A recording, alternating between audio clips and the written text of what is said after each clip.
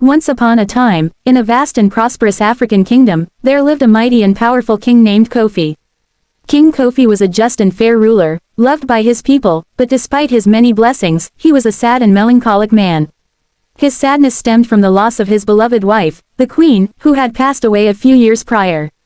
Since then, King Kofi had been unable to find joy or happiness, and his sorrow had become a heavy burden on his heart.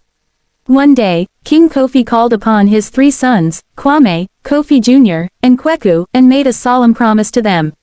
"My dear sons," he said, "I am a sad and unhappy man, and I fear that I may never find joy again.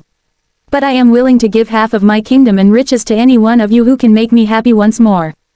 The 3 princes were taken aback by their father's promise, but they were also eager to prove themselves and bring joy back to their father's life.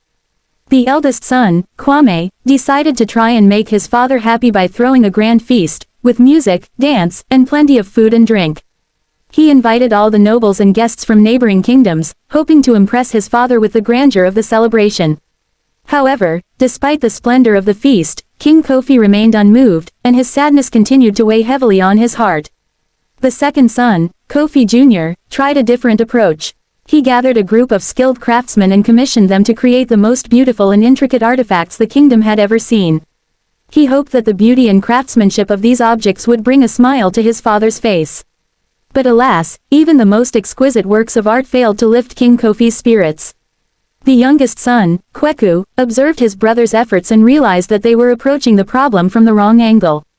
Instead of trying to impress their father with grand gestures or material possessions, Kweku decided to focus on the simple things that had brought joy to his father's life in the past.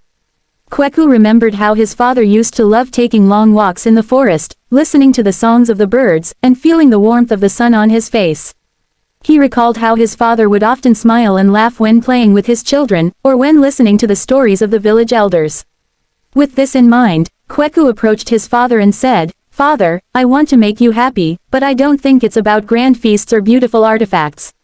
I think it's about the simple things that bring us joy. Will you take a walk with me in the forest, and listen to the birds sing?" King Kofi was taken aback by his youngest son's words, but he agreed to take the walk with him.